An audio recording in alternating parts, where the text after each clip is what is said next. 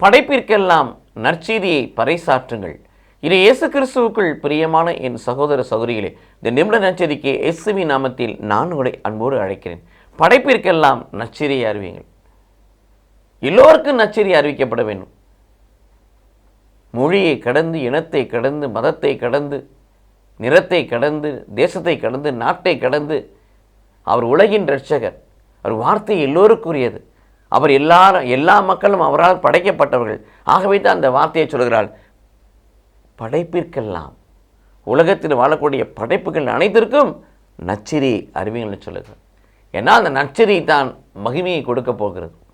2 தெசலோனிக்கேயர் 2ஆம் அதிகாரம் 14 வாசிக்கிறோம். இயேசு கிறிஸ்துவின் மகிமையை பெற்றுக்கொள்ளும்படி நாம் அனைவரும் நற்செய்தியின் வழியாக அழைக்கப்பட்டோம். ஆகவே நாம் இயேசு கிறிஸ்துவினுடைய மாட்சிமையை, இயேசு கிறிஸ்துடைய மகிமையை ஆடையாக அணிந்து கொள்ள அவர் நற்செய்திக்கு செவிமடுப்போம். அந்த நற்செய்தியின் வழியாக வருகிற மகிமையை பெற்றுக்கொள்வோம். கடவுள் நம்மை ஆசீர்வதிப்பாராக. ஆமென்.